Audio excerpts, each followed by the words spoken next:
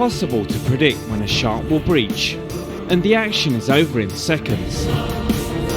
But the constant position of the dummy seal gave Mark the best chance to film the great whites as they broke the surface.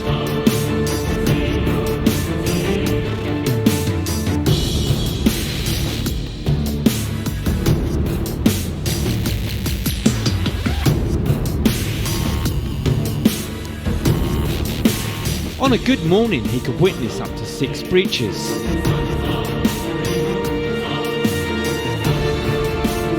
Although it was quite common to spend a whole hour without seeing anything. Mark's patience certainly paid off.